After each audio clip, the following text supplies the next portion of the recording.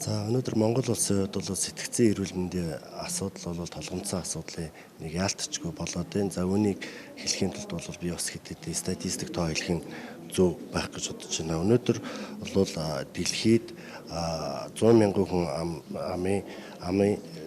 амд тооцоход бол 11.4 нь бол энэ амиа хорлох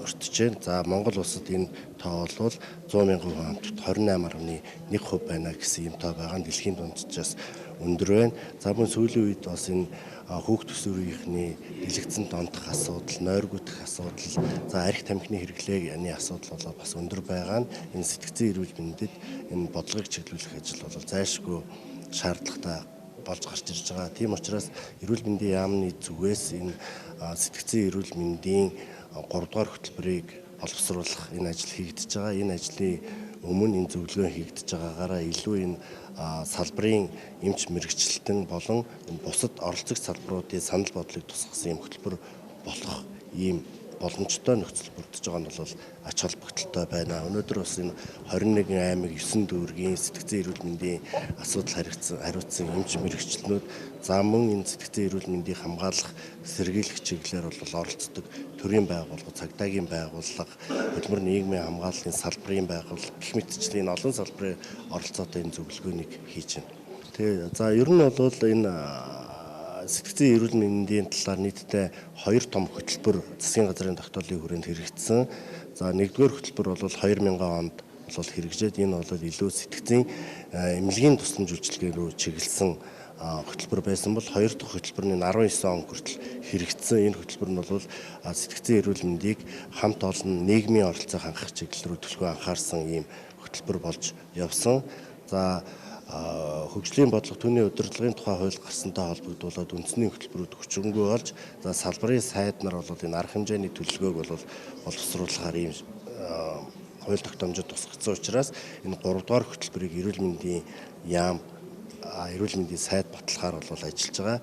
За энэ 3 дугаар хөтөлбөрийн гол концепц агуулга бол хүүхд төсвөрийг сэтгцэн эрүүл мэндийг хамгаалах чиглэл бол төлхөө анхаарсан ийм хөтөлбөр болно. За мэдээж энэ хөтөлбөрт одоо энэ оролцож байгаа оролцогчдын санаа бодлого бол бүрэн тусгах ийм зорилготой. Энэ бол мэдээж арга хэмжээний төлөвлөгөө бол улс орон даяар хэрэгжих дээр нь Монгол улс өөрөө дэлхийн бусад орноос хэрхэн суралцах туршлагын судалгаа энэ бүх асуудлууд байдаг ийм тусгасан ийм хөтөлбөр болох ёстой.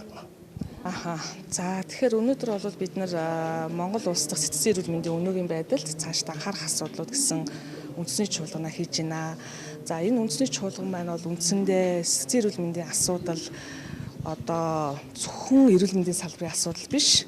За салбар дундын хамтын үйл ажиллагаа учраас маш юм олон салбарын хүмүүсийг оролцуулж хийх шаардлагатай болсон. За тэгээд энэ утгаараа бол бид одоо салбарын хүмүүсийг авчирж ирж одоо өнөөдөр бараг 400 шахам хүний оролцоотойгоор энэ чуулгана хийж байна. За сэтгцэн эрүүл мэндийн асуудал бол өөрөө өнөөдөр нийгмийн эрүүл мэндийн маш тулгымцсан асуудал болж байгаа тийм ээ. За нийт хүн амын 20-25%-ийг бол үндсэндээ одоо энэ нийгэм сэтгэл зүйн гаралтай асуудлууд бол эзэлж байгаа. За тэгэхээр энэ дотор юу ороод байна вэ гэхээр айдас түгшүүр, гутрал тийм ээ биеийн хэлбэрийн одоо эмэггүүд, архаг ядаргаа, архины одоо хэрэглээтэй холбоотой эмэггүүд бол бүгд ороо явж байгаа.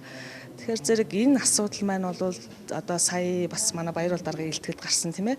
За тоо мэдээнүүд жишээлх юм бол одоо 1994-өөс 1982 оны судалгаатайгаар харьцуулах юм бол стресстэй холбоотой эмгэг 10 дахин, архин дондох эмгэг 40 дахин ихсэн гэсэн юм тоо байна тийм ээ.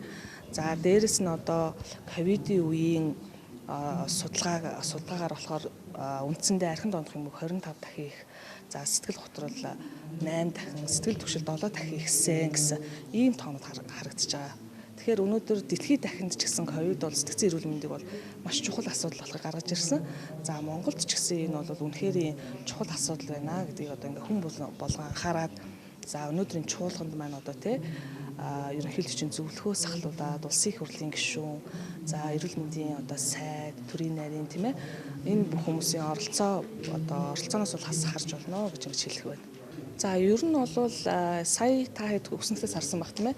За яг ковидын үед бол ингээ өвчлөл буурж байгаа юм шиг харагдаж байгаа. Гэсэн хэдий боловч одоо ковидын дараах нөхцөл байдлаар бол манай ялангуяа амталтын ачаал бол бүр ирс ихсэн. За дээрэс нь архины хэрэглээтэй холбоотой стресстэй холбоотой юмнуудын хэвтэлтүүд бол нэмэгдсэн. За тэгээд ерөнхийдөө бол тэр хэвтэлтүүд ингээ нэмэгдэхээр бол яг бас тэр хэмжээгээр санхүүжилт сайжирч байгаа боловч үнэхээр энэ асуудлыг хэвтэх аргаар биш тийм ээ. Нийгэм дотор нь хэвийн ажиллаж амьдрахт нь хэвийн одоо хөдөлмөрөө хийхэд нь бүтээлээ төрөх та тийм энэ одоо өөрийгөө эрүүл сарвал байлгах энэ одоо менежментийн асуудал нийгэм дотор явах нь илүү чухал байна. Тийм учраас одоо нийгмийн эрүүл мэнд рүү чиглэсэн. За ялангуяа манай гишүүний хэлсэн одоо нийгмийн эрүүл мэндийн тухай хууль батлагдчихвал за нийгмийн эрүүл мэнд маань санхүүжилттэй болчихвол за өнөөдөр одоо нийгэм рүү чиглэсэн сэтгцийн эрүүл мэндийн тусламж үйлчилгээ бол нэлээ бас хүчтэй, далайцтай, дөрвтэй, үр дүнтэй явагдаж чадах байхаа гэж ингэж харж байгаа. За Монгол улс дахь сэтгцийн эрүүл мэндийн өнөөгийн байдал цаашид анхаарах сэдвт одоо анх дугаар чуулга өнөөдөр зохион байгуулагдаад цагдаагийн ерхий газрын хар тамхитай тэмцэх газраас энэ хүү чуулганд оролцож байгаадаа бол баяртай байна. За сэтгцийн эрүүл мэнд гэдэг бол одоо хүний эрүүл аж аргалтай амьдрах бүхэл суурь үндэс нь бол сэтгцийн эрүүл мэнд байдаг. Сэтгцийн эрүүл бол биеийн эрүүл биш гэж хүртэл ярьдаг. За тэгэхээр цагдаагийн байгууллага тэр дундаа цагдаагийн ерхий газрын хар тамхитай тэмцэх газар бол мансууруулах юм сэтгцэд нөлөөд бодисын хууль бус эргэлттэй холбоотой гэмт хэрэгтэй тэмцэх урьдчилан сэргийлэх чиглэлийг бол улсын хэмжээнд бол өдөртөн зохион байгуулж ажилладаг.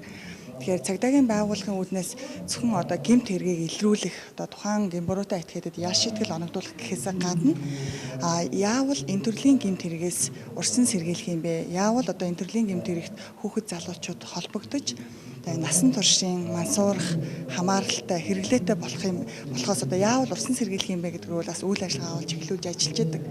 Тэгэхээр мансууруулах сэтгцэд нөлөөд бодисын хамаарал гэдэг нь өөрөө сэтгцийн эмгэгийн нэг төрөл байдаг.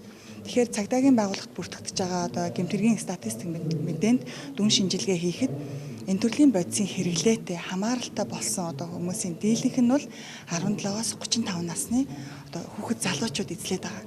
Тэгэхээр яалтчгүй энэ төрлийн одоо зорилттой бүлгэрөө чиглэх хэрэгтэй байна. Тэгэхээр энэ хүүхэд залуучуудаа одоо мансуурлын талаар, мансуурлах сэтгцэд нөлөөд бодисын хор уршигын талаар ойлголт мэдээлэл өгч чадвал энэ мансуурлын хамаарлах гэх сэтгцийн эмгээс урьдчилан сэргийлэх боломжтой байна гэж үзэж байгаа. Тийм ч учраас хар тамхитай тэмцэх газраас яг энэ зорилтод бүлэгт чиглэсэн одоо янз бүрийн нөлөөллийн арга хэмжээ урьдчилан сэргийлэх сургалт мэдээллийн арга хэмжээнүүд бол зохион байгуулж байна. Тэгэхээр ер нь одоо Монгол улсад хийгдсэн судалгаа, олон улсын байгууллагын зөвлөмж, бусад судалгааны ажлуудыг ингээ харж байхад ер нь бол их юм оройтсон үед нь одоо мэдээд байдаг юм байна. Тухайн хүн маань одоо мансуурлын хамааралтай болцсон байгаа, мансуурлах бодисын хамааралтай болцсон байгаа гэдгийг их юм орой үед нь мэддэг юм байна. Эрт мэдэх тусмаа, эрт илрүүлэх тусмаа одоо урьдчилан сэргийлэх боломжтой байд юм байна. Цаашид энэ насан туршийн хамаарал гэдэг зүйл тогтохоос одоо урьдчилан сэргийлэх боломжтой байна гэж үздэг. Тийм болохоор цагдаагийн байгууллагаас бол ер нь бол аль болох хэрэглэгчийг эрт илрүүлье. Тухайн хүнд одоо хэрэглэгчтэй мансууруулах сэтгцэд бодисын хэрэглээтэй хамааралтай энэ хэрэглэгч хүнийг одоо тухайн хүнийг барьж хороод эрүүгээд толбогдож шалгах гэхээсээ илүү яавал тэр хүнийг одоо энэ хэрэглээнээс нь татгалзуулах вэ? Яавал шинэ хэрэглэгчийг бий болохгүй вэ гэдэг рүү мөн бас үйл ажиллагаагаа чиглүүлээд бусад чиглүүргийн байгууллагууд болон төрийн бас байгууллагатай бол хамтран ажиллаад явж байгаа. За яг одоогоор цагдаагийн байгууллагт иргэд олон нийтэд сайн дураараа хандаад одоо манай найз ийм бодисын хамааралтай байна, манай хүүхэд бодисын хэрэглээтэй байна гэд сайн дураараа хандсан тохиолдолд за бид бол холбох одоо эрүүл мэндийн байгууллага, сэтгцийн эрүүл мэндийн үндэсний төвтэйгөө ч юм уу холбон зуучилдаг. За мөн манай хар тамхитай тэмцэх газар өөрсдөө сэтгэл зүйчтэй. Тийм учраас бас зохих ёсны одоо анхан шатны сэтгэл зүйн үйлчлэгийг бол бас үзүүлдэг байна. Тэгэхээр яг нь сүүлийн жилүүдэд бол энэ төрлийн яг гэмтэрэг гэж харах юм бол ер нь бол тогтмол өсөх хандлагатай байдаг. Гэвч мэдээ сүүлийн 2 жил цар тахалтай холбогдуулсан бол хэргийн гаралт бол бага зэрэг буурсан хандлагатай байгаа. Гэвч өнөөдөр одоо бид нар энэ чуулгантай маань холбоотойгоор бидний хамгийн анхаарах ёстой зүйл юу юм бэ гэхээр мансууруулах сэтгцэд нөтөд бодисын хамаарал та иргэдийн маань дийлэх хувь 80 гаруй хувь нь яг өсвөр насны хүүхэд залуучууд байгаа. Тэгэхээр яалтчгүй сэтгцийн эмгэг юм шүү эн чинь. Тэгээ бодисын хамааралтай нэгэнд хэрэглээтэй болцсон хүмүүс бол сэтгцийн юм тулгамдсан асуудалтай хүмүүс байх шүү гэдгийг бол одоо дор бүрнээ төрийн болон төрийн бас байгууллагууд бүгд харж байгаа. Ийм учраас бид яах ёстой бэ? Тэр хүмүүсийг эрт илрүүлэх ёстой, эрт эмчлэх ёстой, нийгэмшүүлэх ёстой. Тэр хэрэглээнээс татгалзуулах ажлыг бол шатараатай хийх ёстой. За тийм ч учраас хар тамхитай тэмцэх газраас бол ер нь бол бусад улс орнд байдаг шиг нөхөн сэргээх төв, ийм дэмжих төв бол Монгол улсад зайлшгүй шаардлагатай. Цаг үе нь бол тулгамдаад ирчихсэн байна. Өнөөдөр бодисын хамааралтай болцсон, хэрэглээтэй болцсон хүн хаана хандах вэ гэдэг одоо ганцхан сэтгцийн эрүүл мэндийн үндэсний төв дээр л очиж байгаа. За тэнд бол тодорхой хэмжээний манай эмч эмнэлгийн одоо байгууллага ажилчид маань үйлчлэгийг бол үзүүлж байгаа. Гэвч яг олон улсын стандартад нийцсэн энэ рехаб төвдөө нөхөн сэргээх төв буюу дэмжих төв бол өнөөдөр бол хэрэгцээ шаардлага бол тулгамдаад байна гэдгийг бол цагдаагийн байгууллага харж байгаа. Босод одоо эрүүл мэндийн байгууллагууд харж байгаа. Холбогдох одоо судалгаа танилцуулгыг хийгээд хууль зүйн дотоод хэргийн яамны сайдтай бол бид танилцуулсан байна. За ер нь манай улсын хувьд биш тэ сэтгцийн эрүүл мэндийн асуудал бол нийгмийн эрүүл мэндийн хамгийн чухал тулгамдсан асуудлуудын нэг зайлшгүй мөнөөс өмнө. Яагаад гэвэл бид нар энэ сэтгцийн эрүүл мэндийн асуудлыг бол хангалттай угаасаа нэгдүгürt мэддэггүй. Эсвэл энэ дээр анхаарал тавьдаггүй. Эсвэл мэдсэн ч юу ч хийдэггүй. Тийм ард том болчихжээ. Бид нар хамгийн энгийнээр тайлбарлая л да. Хүний хоёр хувааж байна. Бие сэтгцэл хоёр хувааж байгаа. 50% сэтгц 50% одоо юу гэдгийг бие махбод тий. Тэгтэл хүний тэр бие махбодыг тэр чигээр нь удирддаг энэ тархины үйл ажиллагаа буюу энэ тархич өөрөө сэтгц байхгүй. Тэгэхээр удирдлагын систем дээр бид нар арга хэмжээ хэр ихсэн авч байна гэдэг асуудал яригдчих. Тэгээ бид нар бол яг үнэндээ бодис нөхцөл байдал бол юу гэхээр сэтгцийн эрүүл мэндийн асуудал бол Монгол улсын хэмжээнд бол зайлшгүй тулгамдсан асуудлууд нэг болцсон. Тэгтэл энэ ингээд нийгмийн хувьд бол нийтээр ойлгогд сая энэ одоо сартгалын дараа ч гэсэн хүмүүс илүү их ойлгодог, илүү их мэддэг болчиход байна. Тэгээд тусламж үйлчлэгийг авах энэ асуудлаа шийдэх гэхээр тийм одоо систем нь байхгүй, тийм боломж нь байхгүй, тийм хүрэлцээ байхгүй. Тэгэхээр ерөнхийдөө яаж яах вэ гэхээр бид нар ингээд сайхан энгийн ингээд зарим нэгэн тоонуудаас харж штэ тий. Нас одоо чинь чи хизээ нэгэн цагт хамгийн энгийнээр чи хизээ нэгэн цагт бүх тухай бодож үзсэн үү? Хизээ нэгэн цагт. Насан турсан бүх хүн амьдралынхаа аль нэг хугацаанд бүх тухай бодож хамгийн багадаа нэг удаа үзсэн байдаг гэж. Амийн өгөгдлийн процесс явагдаж тий. Одоо жишээ нийт насан туршидтын 4 хүн тутмын нэг нь одоо амьдралынхаа аль нэг хугацаанд сэтгцийн аль нэг өвчнөр өвдсөн байдаг. Хүүхд байхдаа өвдсөн байж магадгүй. Жишээ нь юу гэдгийг орондоо шээдэгч байдаг юм уу? 3 гогддог умсаа мэрдэгч байдаг юм уу те? Эсвэл төрхүүлийн асуудалтай ч байдаг юм. PC game одоо сүүлд уцсны хараат байдал донтолтонд орсон ч байдаг юм уу те? Дээш яваад ирэхээр архины хараат байдал ч байдаг юм уу? Тамхины хараат байдалд орж исэн ч байдаг юм уу? Одоо сүүлийн үед энэ масургал төрлийн хараат байдлын асуудлууд нэлээх яригдчих. Мөрөгтэй тоглоомын асуудал маш их яригдчих. Тэгэхээр энэ төрлийн эмгэг бид нар зөвхөн амийн өгөгдөглөөр ч юм уу эсвэл сэтгцийн хүнд эмгэг галзуу солиотой шараат нэг гэдэг нь ойлголтоор сэтгцийн эмгэгийг төсөөлөх энэ боломж байхгүй болсон. Загварын эмгэг болсон юм чи өөр. Тэгээ энэ төрлийн загварын эмгэггүй сэтгцийн үеийн эмгэгүүд хамтдаа явж байдаг. Тэгэхээр бид нар сэтгц гэдэг зүйлийг холоос ерөөс бити хаагаарай. Бидний хажууд байсаар бидний дотор байсаар л байгаа тэр нэг үсэн.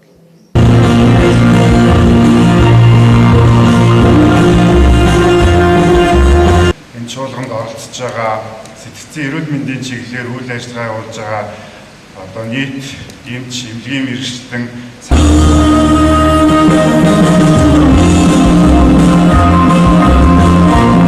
энийг хараас хэн яаж шийдвэрлэх төвшөнд оролцож гүйцэтгэлийн төвшөнд ажиллах ёстой вэ гэдэг 119 дугаар утсан дээр бол бүх төрлийн тусламж үйлчилгээний мэдээллүүдийг аваад ирсэн. Жолоо бариад торгуулдаг хүмүүс өдөрт Улаанбаатар ихэд 200 хүн согтоогоор жолоо барьж байгаа.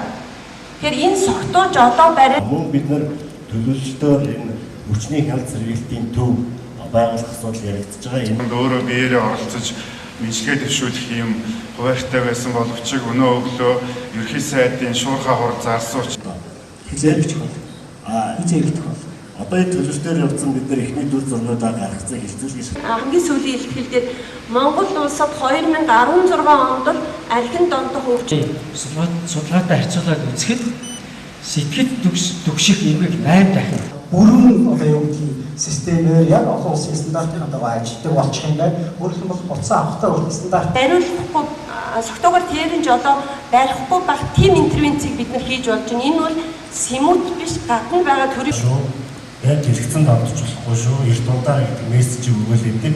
Энэ мессеж маань юусаа яг тэр Эндийн яамны нийт эрүүл мэндийн газрын дарга баяр хөтөнөөс зогсож байна. Энэ бодлогын хүрээнд систем хэрэгтэй байна гэдэг тэр санал оруулаад тэр судалгааны хамтрал ээж идэх байна. Гэтэл энийг зөвлөмжн дээр тийм урайлган дээр энийг бас оруулаад өгөх зүйл байна гэж бодож байна. Энэ бол бодлогын хувьд бол